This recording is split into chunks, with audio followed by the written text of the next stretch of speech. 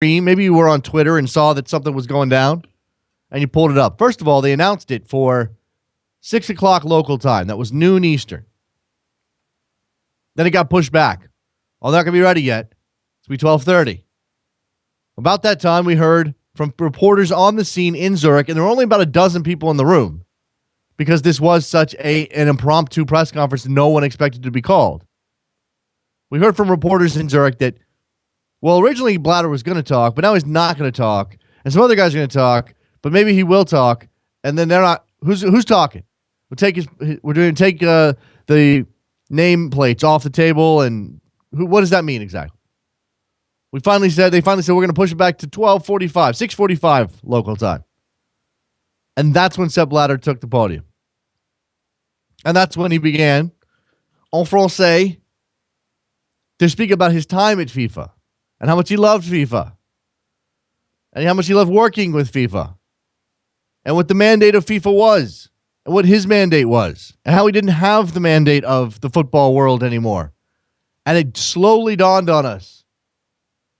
Trevor, it was what? About a minute in that you really started. You went, wait, what was it? What? Wait, what's happening here? And your heart started to beat a little bit faster, and you couldn't believe what you were hearing. Sepp Blatter's going to resign. It's amazing. Yesterday is one of those days you'll remember if you're a soccer fan of any reasonable age, I'd say over the age of 12, you're going to remember where you were. You remember what you were doing. You remember what you were thinking when Sepp Blatter made his announcement. Now, again, is it a resignation? We'll come to that. That's some thoughts from a very interesting piece over at CNN this morning by Mark Deutsch that outlines how Blatter may be maneuvering once again, even as he attempts to, as he says he's walking out the door. Grant Wahl will give us some insight into this. A couple other headlines this morning, as if anything else matters, but this stuff might. Well, first, in relation to Sepp Blatter, Russia has issued a statement, host of the 2018 World Cup, and big Sepp Blatter fans. Their statement said that they highly respect Blatter and his decision to step down, and they recognized his quote-unquote enormous contributions to soccer. A man who is leaving in disgrace, yeah, let's recognize his enormous contribution. In Madrid, Rafa Benitez has signed a 3-year deal to be Real Madrid manager, introduced today. Big deal for Benitez. I'm not sure it's a big deal for Real Madrid. We'll see how long he lasts. There are 3 MLS games tonight. If you need a distraction, some actual soccer. DC United hosting the Chicago Fire, Philadelphia hosting Columbus, and Montreal hosting Vancouver in league action. And the New York Cosmos went to Havana, had a good old time, and beat the Cuban national team 4-1 yesterday. Saw the tail end of that match. The pitch was not that great. But otherwise, it seemed like a very good trip for the Cosmos. A bridge-building trip between the United States, between the Cosmos, between NASL and the Cuban people. Raul played all 90 minutes, gave the fans a show. So good for him. And this may mean something moving forward here between the New York Cosmos and Cuba. Perhaps they'll use... Perhaps they'll look to Cuba to build up some of the talent base there at the New York Cosmos. All right, let's step aside. Get ready for this. Grant Wahl, Sports Illustrated, talking Sepp Blatter. What happens next? You're listening to Soccer Morning on WorldSoccerTalk.com. Don't go anywhere. Face in the crowd, you're talking too loud,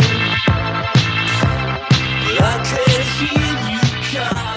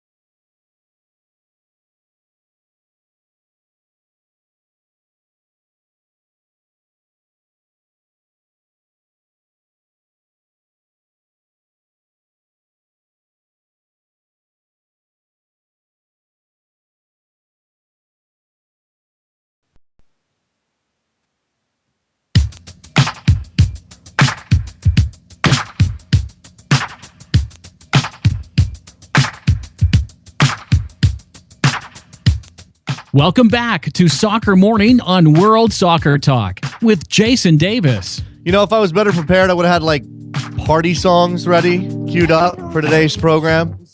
Just because Sepp Blatter making that announcement yesterday in Zurich to talk about that and the fallout from the continuing FIFA scandal. Grant Wahl from Sports Illustrated is on the line. It's been a while. Grant, how are you? I'm good. How are you? I'm busy, and I imagine you are as well. And there's a lot to talk about here.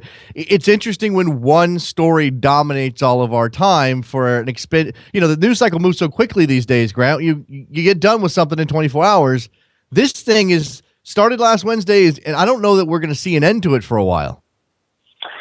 We probably won't. I mean, this is an ongoing investigation, and yet some things are moving extremely quickly, like Sepp Blatter's resignation, where he went from being basically thumbing his nose at the U.S. Department of Justice last Friday to gravely resigning yesterday. So you never know how quickly these things are going to go, but it certainly looks like we're not going to get a new FIFA president until at least December. Yeah, that's an interesting part of this, that there's going to be a period between this announcement by Blatter and him actually being replaced, which means I assume he's going to be on the job in the interim. And I assume that this being Sepp Blatter, he's going to move chess pieces around in a way that he sees fit. Is this more? I mean, look, he's obviously leaving. He obviously could have tried to serve a full 4-year term again after being reelected on Friday, but is he still giving himself the opportunity to manipulate FIFA one more time on his way out the door? Well, he's trying to. He's trying to go out on his own terms and have an influence over what comes next. And the question is, are we going to learn any more information in the coming days and weeks that prevents him from doing that? Because Sepp Blatter has not been in control the last few days, and for him to try and act like he is in control of something is sort of amusing. I mean, he really did seem oblivious last week, especially on Friday after the election, to what he was dealing with the U.S. Department of Justice investigation targeting FIFA and him for massive, deep-seated corruption, according to the Attorney General of the United States. So, Sepp Blatter is not going to be able to control every aspect of this, and may not be able to control any aspects of this after a while here. So that remains to be determined. What we do know is he's resigning. He's out. And so that's a huge, huge thing on its own, full stop. This is the most powerful man in sports, in my opinion, and he's gone now, or at least he's on the way out. But it's also not cause to say everything is solved with FIFA, because he's wanting this to be fixed now from the inside of FIFA heading into this election of the new president in potentially December. And, the whole place is corrupt and really does need a ton of reform. So, there's a lot to be determined yet. It's not, FIFA hasn't been fixed yet. No, certainly not. Now, this is the first time I can recall where Sepp Blatter essentially is admitting defeat. And that's, again, the reason that there's so much celebration. But I'm fascinated by the duality of some of this stuff. Granted, it's the celebration by certain quarters of the soccer world, where other quarters may not be celebrating quite as much. It's part of the soccer world seeing FIFA as rife with corruption and a needing overhaul, and certainly that seems to be the correct take. And then there's part of the soccer world will tell you, well, FIFA's done a lot of good, and what's exactly the problem here?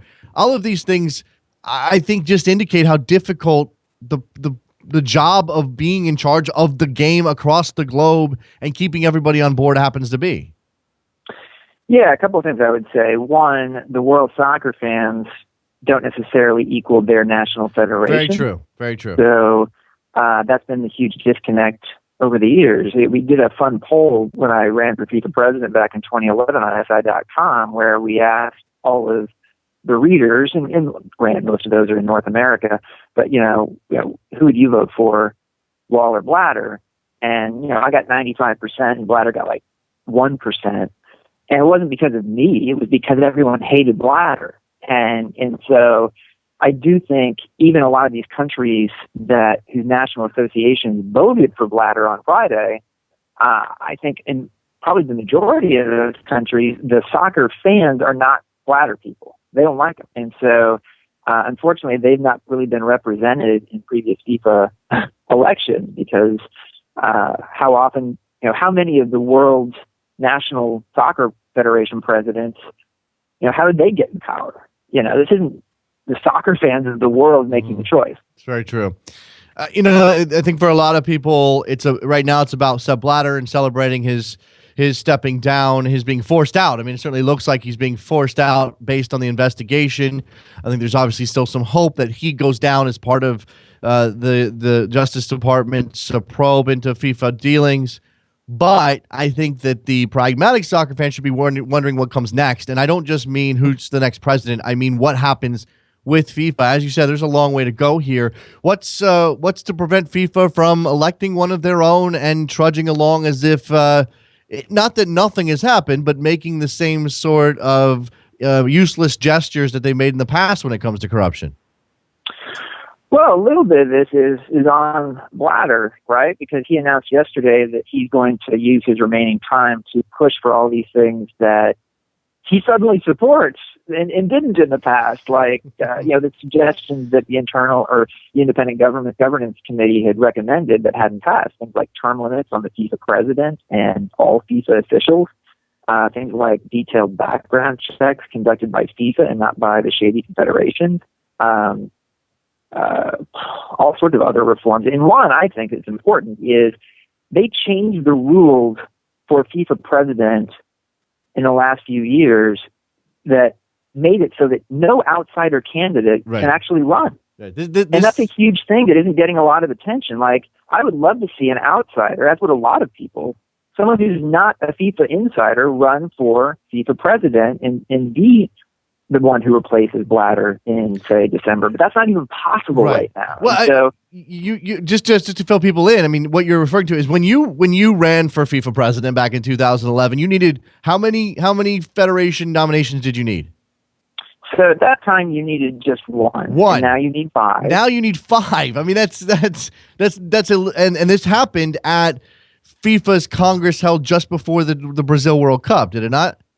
Correct. So, and that's even maybe more important.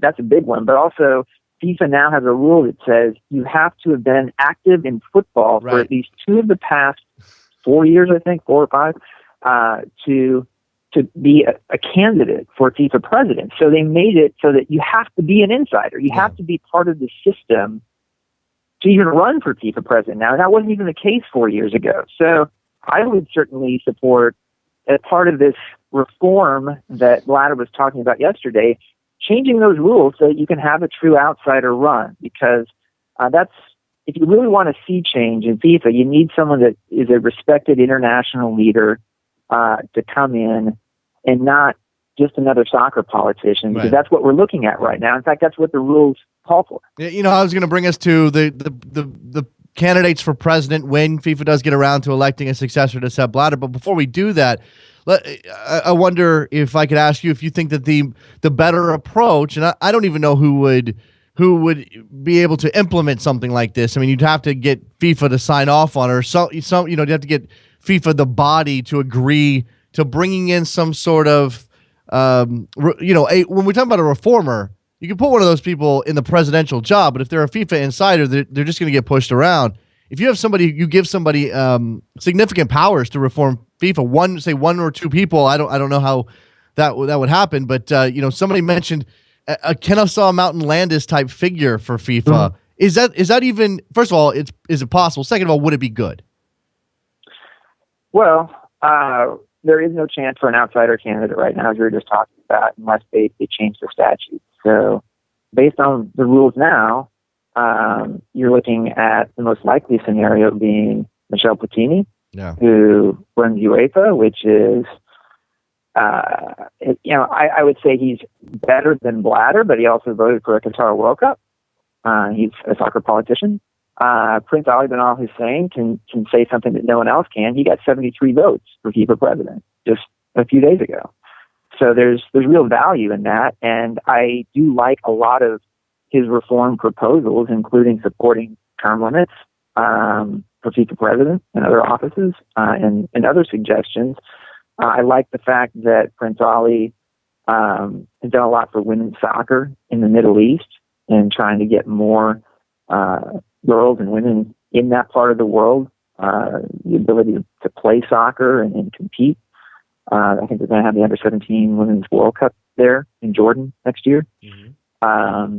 And, you know, I think he's also nobody's a 100%, you know, perfect figure, because, you know, I'd like to know more about Prince Ali's feelings around the Qatar World Cup. I think he's probably not against it. So, you know, like, no insider inside FIFA is going to be totally the right person, right? You know, there's no total white hats here. Right. And so, you know, you look at Sunil Gulati, I think he's shown a lot of leadership this year, and good for him. But, you know, for decades, he worked right alongside Jack Warner and Chuck Blazer, especially, working in the same office, and didn't really do anything about that. And you know, whenever I say that, I also say I could have done more as a journalist to expose what was happening in our own backyard with CONCACAF. Mm-hmm.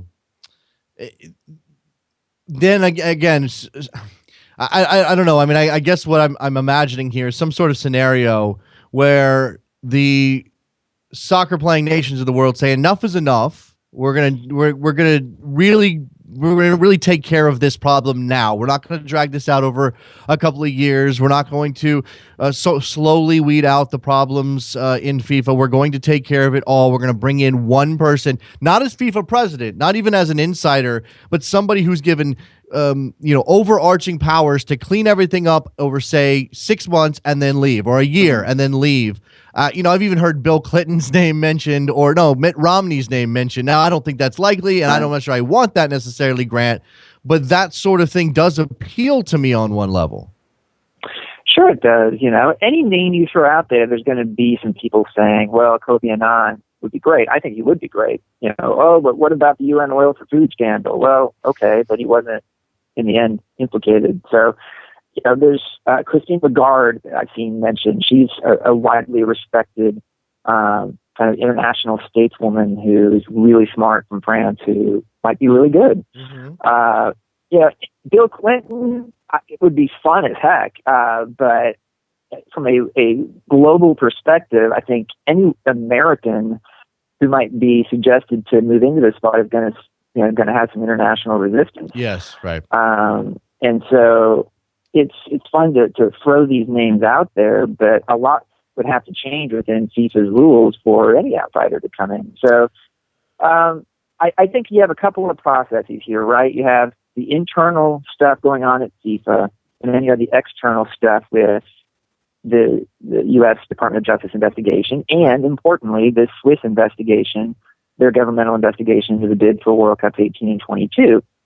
And what happens in those investigations could very well dictate what happens inside FIFA. That's certainly been the case over the last week. You know, I get asked, as I said to you before we came on the air, everybody who knows anything about soccer in the U.S. is getting a lot of phone calls to do radio hits and TV hits and web show hits because people want to talk about this. It's a big story. And what I get asked consistently, Grant, is whether or not this means anything for the United States in a general sense, and then specifically about 2026 and maybe getting the World Cup then. What's the knock-on effect for the U.S.? I mean, you mentioned Sunil Gulati as a potential presidential candidate. I imagine the anti-American backlash would prevent him from getting that job. But, you know, the United States is being looked at, because of our role, because of the country's role in the investigation. What is the ramifications of that? Well, if you look at the big picture here, first off, the United States government and the FBI, Department of Justice, IRS investigation, these are the people who deserve a ton of credit, right? Because they're the ones whose hard work has caused this whole last week to happen. And soccer fans around the world are hailing Team America World Police right now. And that's a crazy thing. We're were totally, like, Diego Maradona saying positive things about the U.S. government, and that's crazy to me. But in the big picture, the U.S. government has been the force here that's caused all this cleanup to happen. The rest of the world never did it. They didn't do it. And now you're seeing this Swiss government working with them. And so that's all amazing and good and all that. Now, as for U.S. soccer, that's a different story. And I still think that Sunil Gulati has shown very good leadership this year. He nominated Blatter's challenger publicly, taking on Blatter months before these arrests took place. He didn't just wait until the arrest took place. So, and he's doing that at potential sacrifice of the U.S. hosting a World Cup down the line. And for years and years, it appeared to me that Sunil Gulati's biggest priority, his holy grail, was getting the World Cup back to the U.S., and now it's not. He said he still wants it to happen. It would be a huge thing, but he's saying it's more important to clean up FIFA. And so when you see leaders say things that are, they're making a sacrifice, that's impressive. Given all that we talked about before, about how for a long time he kind of had his head in the sand about CONCACAF. So that's kind of where he is right now. And will internally at FIFA, is this a risk? Hard to say. I mean, I think if, these are the same people, the 209 national soccer associations around the world, these are the same people who voted Sepp Blatter in again as president last Friday. So remember that. And now Blatter's asking them to vote in all these reforms to limit their terms in office, which that'll be interesting. And these are the same 209 associations who are now going to vote 2017 for the World Cup 26 host. So whether that's the United States is a very big question right now. And if we're just talking about internal stuff at FIFA, I don't know if the U.S. can win that election. Well, and therein lies some of the question of whether or not FIFA gets cleaned up, and certainly along what timeline they get cleaned up, considering some of those influences. And there's been some discussion as well, Grant, about the democratic nature of FIFA's voting processes. Obviously, some things are to the executive committee, some things are left to the entire voting body. In the case of the presidential election, it's all 209 federations. The one country, one vote thing, where do you fall on this? I mean, certainly, UEFA's throwing their weight around. They're not too happy. You look at a country like the U.S. or even Brazil or Argentina, you imagine they should have more say, and yet that's not how FIFA works. Well, what's tough about all this, they're really complicated issues, right? Because, I graduated with a political science degree. Really finding solutions for all this is not something that you can say in sound bites. The idea of one country, one vote is sort of democratic, and I like that to an extent, but these tiny countries have way too much influence in FIFA, and yet at the same time, it's a system that has delivered some positives as far as soccer development around the world, even as a lot of the pockets have probably been lined with some of that money. So I've seen different proposals out there. That one that representation in FIFA, your vote should be proportional to the number of registered players you have in your country. I think that was a New York Times column. And that would give countries an incentive to register more players, especially women. And that would be a good thing, certainly. You could also see countries, probably being corrupt and registering dead people, So, I mean, certainly there's complications to any solution. I like that idea, though, because not just because the U.S. would have more influence in FIFA, because, bigger soccer countries around the world would have more influence. But, realistically, could that even happen? And that's where I don't even know if that's possible. Maybe more possible is to have kind of a one country, one vote situation for FIFA presidential elections and World Cups, and then a Security Council type, a UN Security Council type, executive committee, which actually really does reflect the way the UN Security Council does the big powers in the world, like a small group that has a big influence on things. You know, that's an interesting idea. Clearly, England would have a place at that table, and yet England seems intent on pissing off as many people in Europe as they possibly can, and isolating themselves even further. And I respect Greg Dyke for being willing to say what a lot of people think, Grant. But I wonder if he's going. I mean, he's sort of taking the opposite tact of Galati. I mean, Galati said, "I'm going to get on I'm going to go into FIFA. I'm going to become an executive committee member. I'll work for reform from the inside." Whereas the English FA and Greg Dyke have stood on the outside and yelled at everybody. Where do you see England right now fitting into the process of reforming FIFA, and how much of a role can they play moving forward if they have made so many enemies?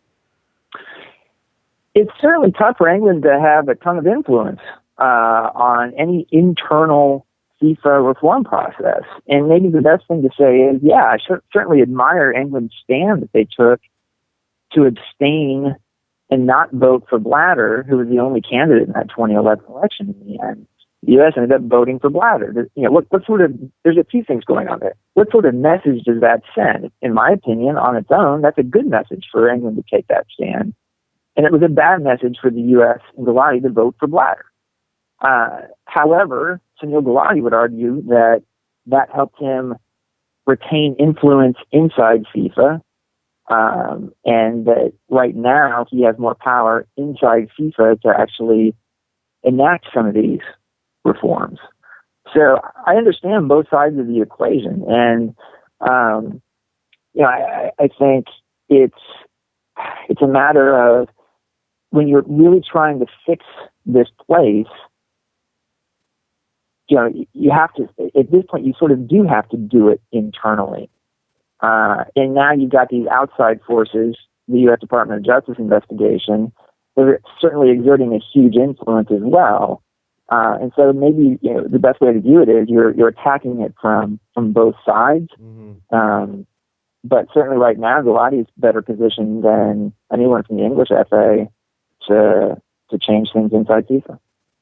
It's very interesting times. I mean, I think so. What's so fascinating here is that there are so many different directions that this could go, Grant. Now, up until Blatter's decision to step aside and the announcement yesterday, I wondered if it was legitimately possible for UEFA to pull away from FIFA, perhaps run their own tournament outside of the European Championships. Obviously, Russia might not come with them, and there were rumors that certain Western European countries did vote for Blatter, perhaps as an expedient to keeping some influence themselves.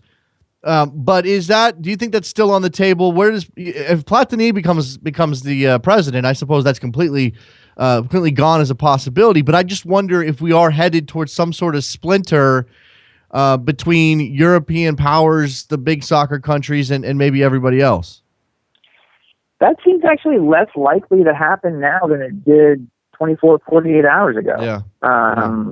And for a number of reasons. In part because now, if you're Michel Platini, you're probably thinking, should I run for FIFA president now? Is now the time for me? Because for most people, Platini was the guy that everyone was saying, like, this guy's going to be FIFA president someday. He's been opposing Blatter. He didn't run against Blatter in this most recent election because he thought he wasn't going to win. And he has this position at the top of UEFA that is a very powerful position in its own right. But if you're Platini and seeing the events of the last 24 hours, I'm sure if we're looking at all the possible candidates out there right now, he, to me, seems like the kind of guy that would be the favorite to become FIFA president in December. Prince Ali has those 73 votes going for him, but if you were stacking up Prince Ali versus Platini, one is a much bigger figure in world soccer politics than the other, and it's Platini. Yeah, absolutely. We'll see what happens. It remains to be seen. The ultimate fallout from the FIFA scandal is, I imagine we're not done in terms of the FBI investigation and what Loretta Lynch will have for us, Grant. And she's become quite the figure in all of this. I don't know what to ask you specifically about Loretta Lynch's role, but she's she's become a celebrity around the world in a way that I don't know that she ever imagined she would. Yeah, she's a hero here, and it's great. I mean, this isn't something that she just got attached to. She was the U.S. District Attorney in Brooklyn when the investigation started. She's been overseeing this. Now, is she the one doing the day-to-day stuff with it? No, but she certainly earned the right to be seen as a very, very powerful, impressive figure last week at that press conference. And announcing at that time, this is a corrupt organization we're targeting. And even if Sepp Blatter didn't quite figure that out until the last couple of days, what that really meant, it was just something that I think the rest of the world and the soccer fans around the world have been totally impressed with this woman who they didn't really know much about. Mm-hmm. And seeing that this is a minority woman with a tremendous amount of power who's leading this investigation. And I think that's a great thing for people around the world to see. It makes the United States look good. It's so interesting. Lots to talk about how the U.S. is the country that finally stood up and did something about FIFA. Obviously, Loretta Lynch and the Justice Department had enough of all this happening in the backyard of the U.S. and through the U.S. banks. It's Sepp Blatter stepping down as FIFA president. We'll see what the ultimate fallout is from that. It's Grant Wahl from Sports Illustrated. Grant, I appreciate your time. Thanks for coming back on the show, man. My pleasure. Take care. All right, let's take a break. When we come back, we'll open up the phone lines, get your thoughts on the ouster of Sepp Blatter. It is Soccer Morning here on WorldSoccerTalk.com. Don't go anywhere. I'll be right back.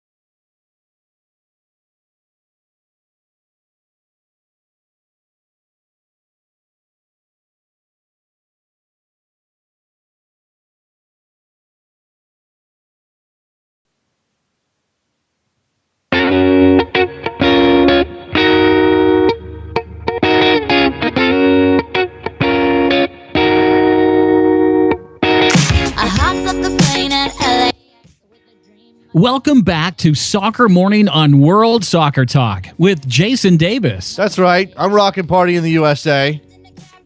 We're here on a Wednesday morning, Soccer Morning, WorldSoccerTalk.com, taking your phone calls, 646-832-3909. 646-832-3909. Who's your next FIFA president? Give me give me a candidate nobody else has suggested yet. Seriously, who do you want? Let's go ahead and listen to this a little bit. I'll go ahead and get rid of that. Keep them coming. Let's go to Al in Missouri. He wants to talk about Seppi Poo. What's up, Al? Hey, good morning. How you doing this morning? I'm excellent, man. It's a good day to talk some soccer. What's going on with you? Well, there is a positive. The fact that Sepp Blatter is gone. He's been very corrupt. I almost think he's just as bad as worse than Roger Goodell. But anyway, there are going to be some negatives with him stepping out as well, because a lot of African nations, backed Sepp Blatter, and I thought that the 2010 World Cup in South Africa was a huge success and everything else. And you have to wonder if we get a new FIFA president and everything else, will South Africa or even developing countries like Nigeria or Ghana, will they ever be able to host a World Cup, whether it's from the FIFA under 20 or it's a big question, Al. It's a big question. It's certainly something that those countries are looking at as FIFA looks forward to a new president, as the powers as the power dynamics of the organization shift now with Sepp Blatter announcing that he's going to step away. Those countries are very cognizant of their place at the table, and if you are going to potentially limit their say or keep them from being a full participant in the world's game, they're going to have a problem with that.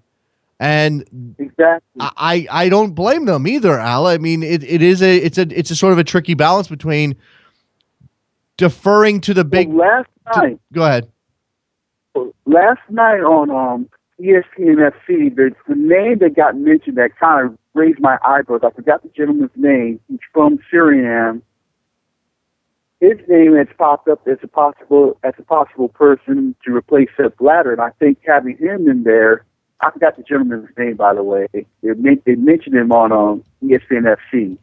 Very familiar. Because I follow soccer a lot, but he could be a guy that could, step in and maybe try to bridge the gap between some of them European nations and the African nations or third world nations and everything else. Some, just try to ease tension between the two. I suppose you definitely need a bridge builder here, right? I mean, you need somebody who can bring along both elements of this. I got to move on. Al, appreciate the phone call. Look, I know that Grant Wahl said that Platini is his best bet, but Platini is going to piss a lot of people off, and he's not much different than Sepp Blatter. And for us, for people who believe the Qatari World Cup bid was probably corrupt and it shouldn't have gone there in the first place, he's the one that backed that bid the hardest. It's tricky. What's up, Ray? Hey, I think that in history that there's really hasn't been a clean bid ever. So I think it's been corrupt for a very long time. But from a historical perspective, in 30 years from now, if Japan, South Africa, and Brazil get another World Cup in that time frame, are we going to be looking at Sepp Blatter from a different perspective? Say that again, one more time. Now, in 30 years from now, let's say Japan, South Africa, and Brazil all host another World Cup within that time frame, or are rewarded a World Cup in that time frame. Are we going to be looking at Sepp Blatter from a different perspective? I see.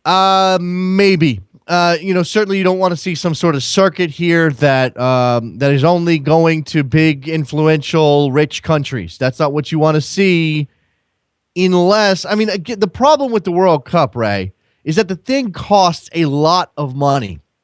And rather than rather than compensate those countries. Now, there's some money given to the countries for organizing, but rather than compensate those countries, FIFA just takes and builds up their own bankroll. And so you have white elephants. And I know that the World Cup in 2010 did a lot of good for South Africa, but you have white elephant stadiums that are sitting there rotting that cost millions and millions and hundreds of millions of dollars.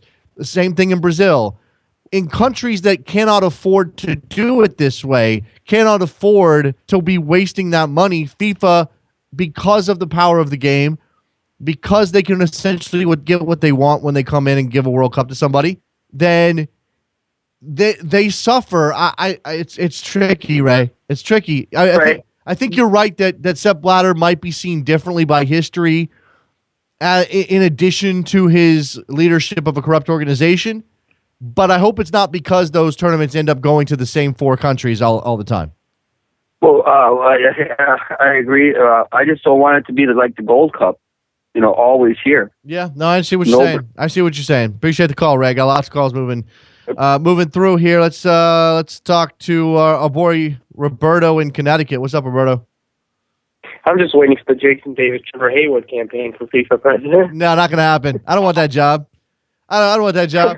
Trevor Haywood for FIFA president, I can get behind, though. Absolutely. I saw a couple of those on Twitter. Trevor will take it. Trevor will take the job. So let's get that going. What else, Roberto? What's up?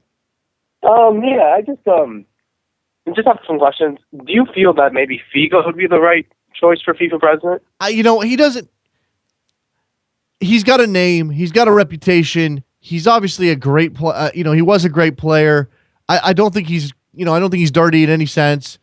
But does he have any experience at all sort of at this? I'm not saying that he needs to have direct soccer experience, because we're going to talk about some candidates here. People are throwing out names like I said, Mitt Romney, like Clarence Seedorf. But that's a guy who knows soccer, a very smart guy. Mike Ashley. Okay, thank you, Shandy. I don't think that's happening. There's a couple. Bill Clinton, obviously, I mentioned. That's the kind. You need an authority figure who's not going to be pushed around. And I don't know that I have the feeling that Figo's the type of guy to stand up to all the pressures that exist within FIFA right now. He was a former player as well. No, I realize that, and that's definitely an asset for him. But I don't know. I guess I don't know enough about Luis Figo the person, Luis Figo the leader, to say whether or not he'd be a candidate for it. All right, fair enough. And just my second question is, what do you believe are the key factors for both Juventus and Barcelona to win the Champions League final this Saturday? Juventus has to stop that trio of amazing attacking players. I mean, if you can, I don't know, you're not going to keep them all quiet, so you better pick one to shut down or pick two to shut down. I think Suarez is probably the guy that I would that I'd be not worried most about, because Messi's the better player. But Suarez can create some opportunities for Barcelona they don't get otherwise in the way that they play. But I just don't see Juventus winning this game.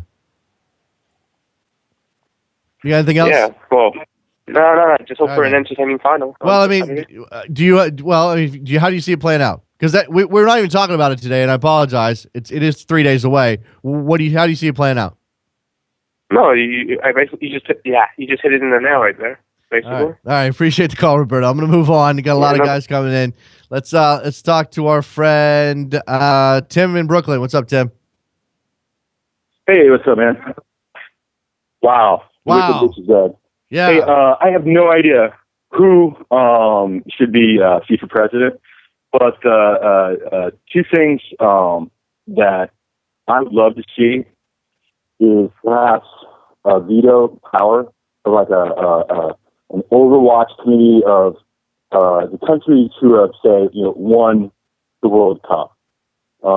Somehow to have a overlook, say that, nominate from them a player, and that's a big thing too. Having more players involved. Sure. And the other thing is that one problem that seems to come up is this idea that Sepp had of developing the game and really pushing it, and that's good, but you're pushing countries into a position of grabbing for the money and grabbing for something that is really beyond them, and that's where you get the white elephants. And while it's good to develop the game in these countries, it's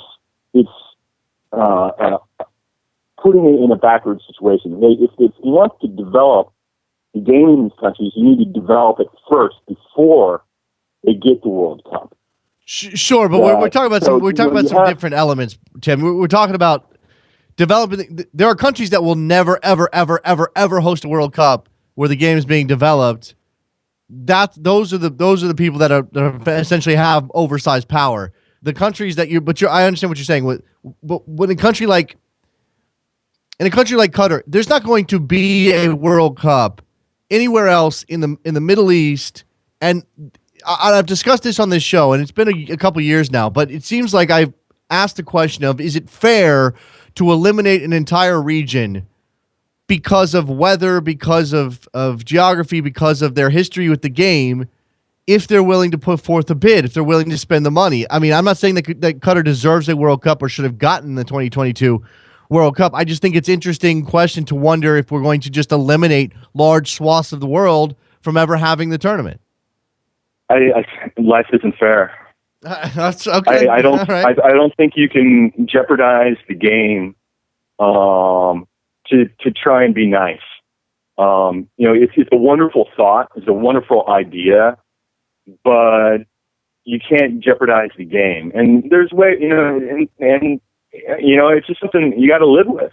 But there are places where you could, work to develop the game, but it needs to happen before they actually make the bid. They need to just follow their guidelines. They threw out all of the guidelines with Qatar. They didn't read any of them. Yeah, no, you're right. You're right. You need to have the cities. You need to have the infrastructure to a certain point before you can make the bid. You need to have some more of the stadiums, 80% say or something, before. They threw all that out. Okay. I mean, yeah, no, you're right. You're right. And some way to get rid of these white elephants. The giant stadium in Brazil is going to be a parking lot. Yeah. Tim, I got to move on. I got a lot of guys. Thanks, man. Great show, man. Appreciate it. New York is green. All right. New York is green. Havana right now as well. Rick in Philly, what's up? Hey, Jason. Ultimately, I think the next FIFA president is going to wind up spending 4 years dealing with lawsuits, subpoenas, records requests, and attempting to shore up FIFA's reputation and social position in a lot of places. So I think you need sort of a transitional figure who's going to handle that, serve one term, and then get out, then allow for, a new visionary in terms of what FIFA is going to look like going forward. I would go with somebody like Alexandra Raggi. Okay. Give me a background here. I'm missing something. She served on the under Mark Pipe in the ethics committee. She resigned in protest because he was accepting money and because the reports were being expurgated.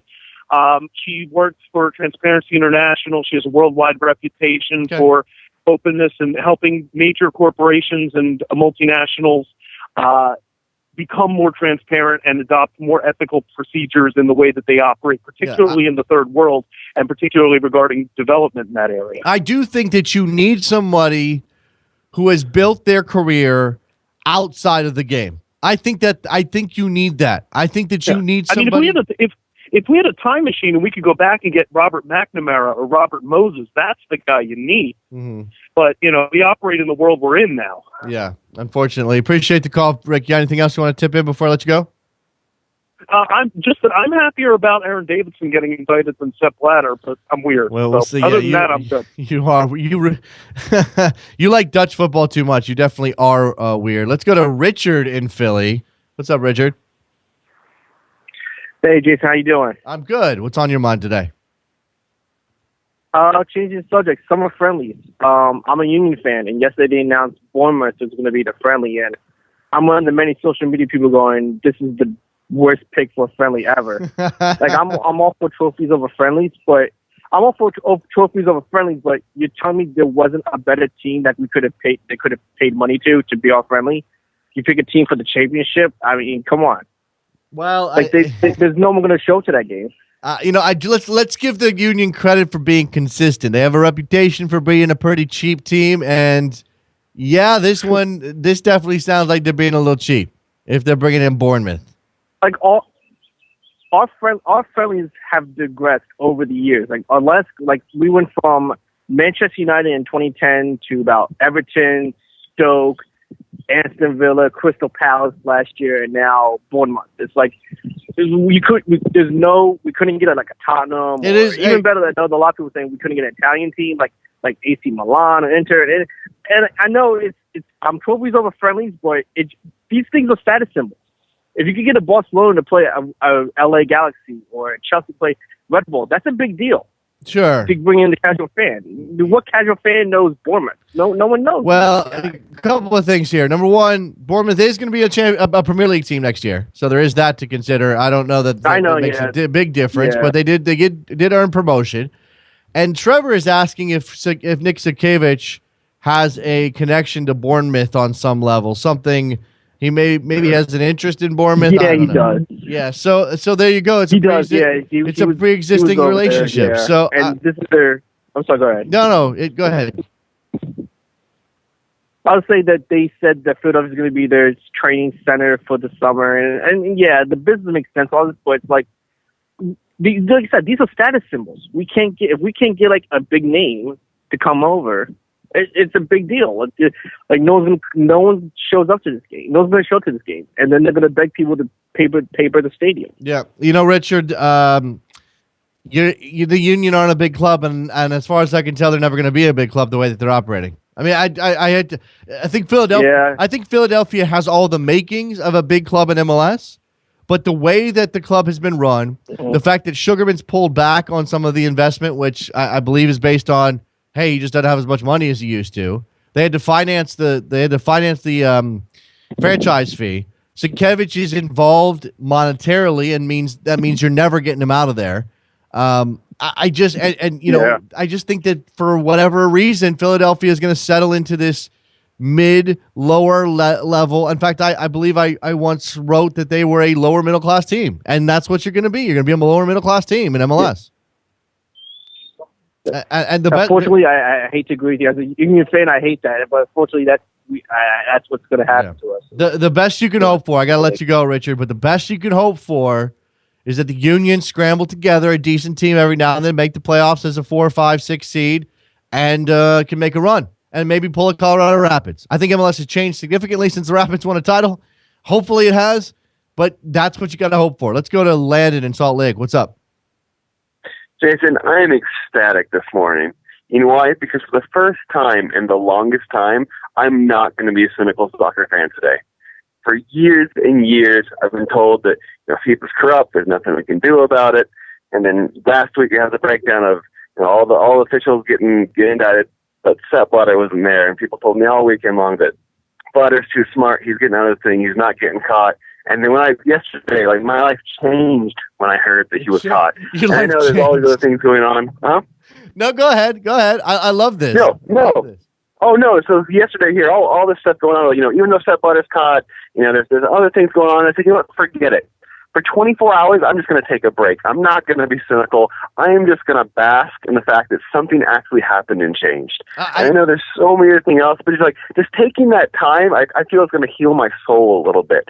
To be able to actually believe that something is actually changing. To not be cynical for 24 hours is going to be huge for me. That's it. You know what?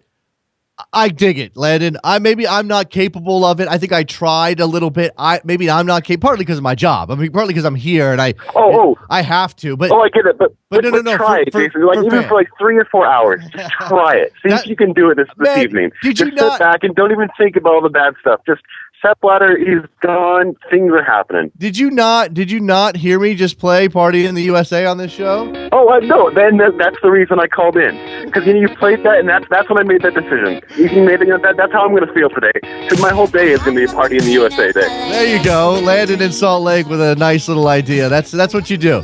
You take today, you celebrate the demise. Go ahead. Yeah, there's other topics I'd bring up, but I don't even want to talk about anything negative, because that's all I can think about right now. So I just want to leave that with you, Jason. Just party it up today. Just try and enjoy it as much as you can. That's all party. Sepp is out. Party up, Landon. So we're going to your house, Landon. You better have some chips and dip, man. Coming over. Sounds good. All right, bye, Landon. Sounds good. There goes, Thanks, bud. There goes Landon in Salt Lake. He wants to party, guys. Robert in L.A., do you want to party too? Yes, I do. Well, that's great news. That was a great phone call. So what's on your mind today, Robert?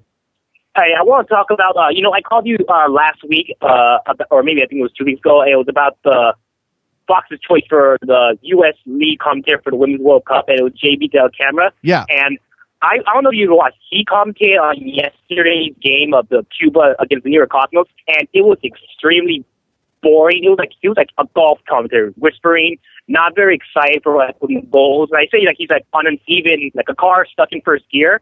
And I'm just worried about this because I just don't understand what everyone sees and what makes him so great. Because I was also watching the Women's World Cup 1999. It was on Fox, so I was just watching it, and it was the exact same thing. Slow, dull, mean. And there's a 16-year difference. You're so mean, Robert. You're such a one issue soccer guy. I love this. You're so consistent. No, how many times have you called this show, Robert? And your issue has been commentators. How many times? So many. Well, it's either the commentators or the shots of the coaches, right? So maybe you go back and forth, but it's always television related somehow. Well, it's just It's just I know you said don't expect him to be perfect. I just want him to be. I just expect him to be good. All right. Well, I'm all for excitement. And is it because he was the first one and he really didn't have we never had anyone to compare him with? I think that maybe. But now we have we have a newer generation of American commentators John Strong. Yeah. I think that JP is really old school. I think maybe his style developed at a time when there weren't a lot of role models for him, and if there were, they were English. And I think it's tough. I think it's. Well, I don't want to use the English model. It's just that he does a lot of repeating himself. Every 10 minutes, he'll tell you the score line. He'll act like you can't see the game. But on radio. Robert, He'll be like, Robert, the USA is in blue, Mexico is in green, USA is in white, China's in red, or Robert. What's the word? Yes. Robert, that you're supposed to do. You're taught to do that. Here's some inside baseball behind the scenes stuff for Soccer Morning that I'll let you guys in on. So I've been doing this show for 2 years. I've been podcasting for much longer than that, but I have no traditional radio training. No one ever sat me down and said, this is how you do a radio show, and this is how you do a soccer or a sports show. No one's ever done that with me. So when I made the move over to SiriusXM, we started that show last month. I had to ask some questions, and I had to be told to do things that regular broadcasters take for granted. You learn. It becomes habit to do what's called a reset. That's all he's doing. He's doing a reset. That's for anybody who's tuning in not at the start of the game. In the middle of the game, at various points in the game, and he's probably got a producer in his ear saying reset. He's going to say the score. He's going to say who's who. He's going to reset the scene. He's going to say, we're live from Havana, Cuba. The New York Cosmos in green taking on the Cuban national team in red. 4 goals have been scored by the Cosmos, one of them by blah, blah, blah, blah. That is broadcasting 101, Robert. That you can't blame him for that. Okay, I feel he does it a lot more than anyone else. So harsh, man. You're so hard. I'm not being harsh. I really want to give him a chance. It makes it hard when he talks. He does a lot of the scoreboard and while the game's going on. Okay, but that's just part of it, Robert. I gotta let you. I got other people jumping in, but I don't know what to say about that.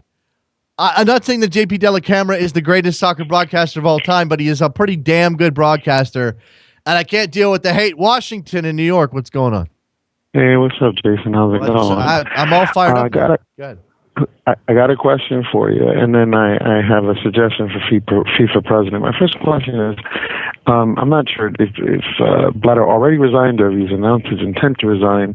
If he's already resigned or when he does actually resign, what is the line of succession? Who takes over and runs things until they elect a new president? He's going to be in charge. He's going to still be there until they elect a new president. That is the stupidest thing I've ever heard. I thought that was the answer, and that's the stupidest thing I've ever heard. This is why I question. This is why I question people. And look, I'm okay with celebrating for a day, making a big deal out of this. He certainly was pushed to this decision by everything that's swirling around FIFA. But I want to be careful about celebrating this as the end of some era in FIFA and everything's going to be great and just you wait until we get all cleaned up, because he didn't resign. He's got 6 to 8 months on the job left. He's going to be moving pieces around internally. There's an article, I'm going to recommend this, and I'm certainly going to carry this over when I switch shows, because I just don't have a lot of time today. I haven't had a lot of time on this show to address it. This is from CNN. I already mentioned this. From Michael Doidge, Doidge. It was posted today and essentially outlines how, you know what, we might be getting played by Sepp Blatter here on some level. He talks about the term limits now, and he's talking about changing the executive committee now and making it, this is a situation where he's going to mold FIFA into what he wants it to be as he leaves the stage. And there's always a possibility he's made honorary president for life and maintains an influence. I'm serious. Well, listen, I heard what you had said earlier about FIFA president, and it needs to be somebody who's made their career outside the game, and I completely agree with you. I also heard what one of your callers said about if we could go back in time and get like a Robert Moses-esque type person, we should do that. I have the perfect person that fits both those criteria. Call me crazy. Well, we need somebody who can run a public agency but has experience in private enterprise. And I honestly think that person, even though he does have issues, but I really think Michael Bloomberg is the guy for that job. Interesting. I mean, certainly you can. It'd be difficult to imagine Michael Bloomberg taking a kickback, wouldn't it? Yeah, you're right. So I don't know. That's an interesting suggestion. While I have you, Washington, before I move on to Vince and wrap up the show, have you heard the Pirlo stuff? I'm sorry? Have you heard about this Pirlo stuff? I heard a little scuttlebutt here and there. It's picking up steam, I'm trying, when it comes to that stuff, I'm trying not to get too excited about anything because I've been let down before. Well, okay, let's just imagine that it's real. Would it be good for the NYCFC? Yes. Okay. All right. Well, that's fair enough. Appreciate the call, Washington, man. Thanks. All right, take care. All right, there you go. So there goes Washington in New York. Let's talk to our boy Vince in Toronto to close out a Wednesday program. What's up, Vince? Oh, hey, Jason. How's it going? Oh, hey, Vince. I can't get behind anybody criticizing JP de la Camara or John Strong for that matter, especially, when we watch Univision Deportes and get the experience of that, like, terrible English commentary, but that's neither here nor there.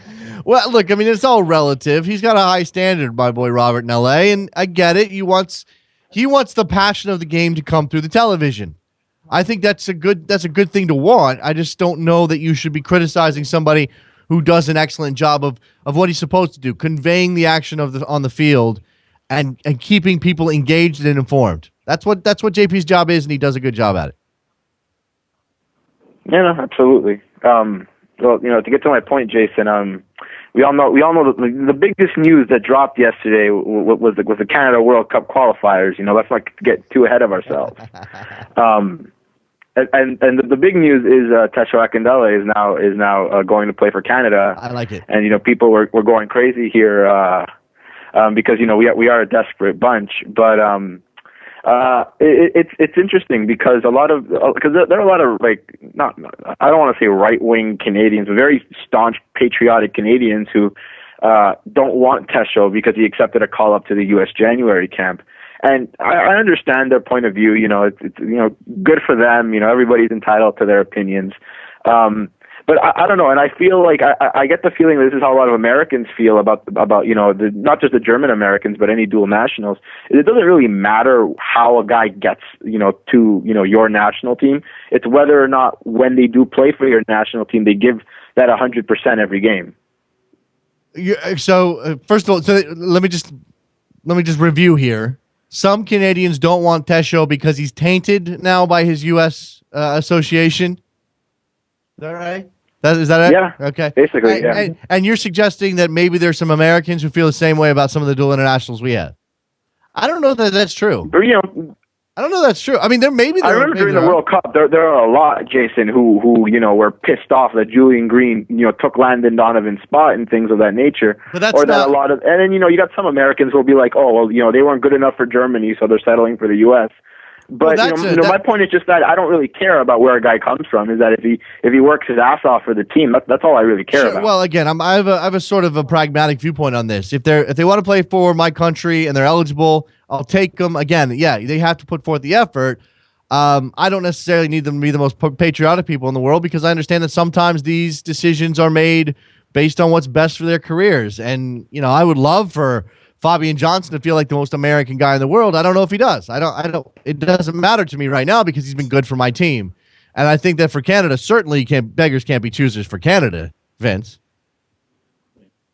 No, absolutely. I mean, Tasha Akindele is going to be a huge get for us, and we sorely need him. I know people really want Ethan Finley to also suit up for Canada, and I think a few American journalists pointed out, Klinsmann really should take a look at Ethan because he's been fantastic for the Columbus Crew, and he's quickly becoming one of the best wingers in MLS. And Klinsmann keeps ignoring him, and people are scratching their heads. How is Miguel Ibarra getting called up over a guy like Ethan Finley? And no one knows what goes through his mind because Jurgen Klinsmann's mind is a bag full of cats. But Ethan Finley is American born and bred. The only connection he has to Canada is through his father. And, I'm not going to fault the guy for not playing for us, especially if he does feel, quote unquote American. But it's a happy day here in Canada. I mean, obviously the Blatter news is happy. Everybody here is happy.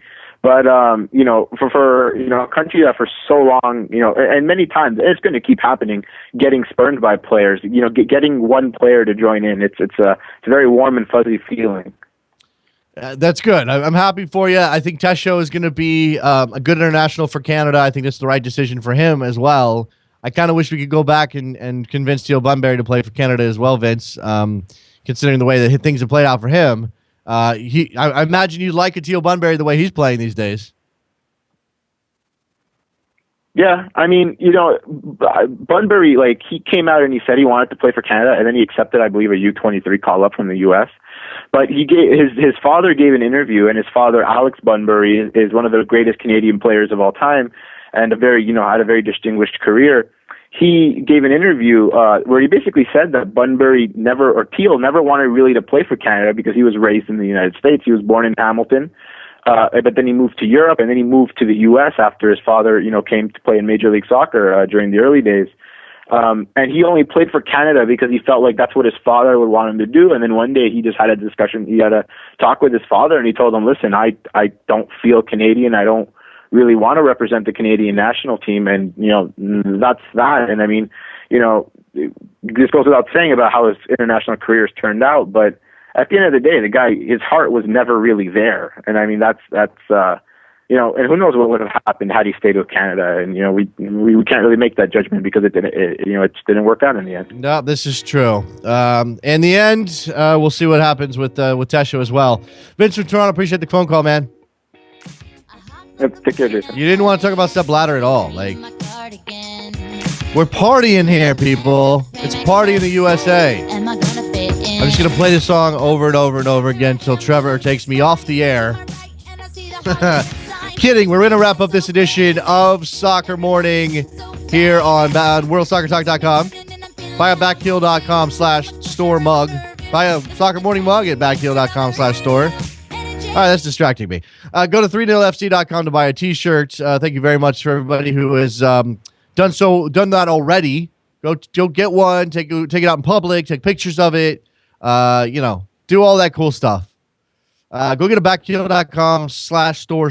There's a lot of other T-shirts, including the Chuck Blazer T-shirt which is very timely right now. There's an Andrea Pirlo T-shirt. Speaking of Andrea Pirlo and NYCFC, all you NYCFC fans, you need to go out and buy an Andrea Pirlo T-shirt because he's probably coming. I mean, the way things look, he's probably coming, I guess. I don't know. Thanks a lot to Grant Wahl for joining us today on the program. It's always good to talk to him. Trevor, am I missing anything? We out? We out? Sepp Blatter's out. We're out. Everybody's out. We'll talk to you guys tomorrow. Peace.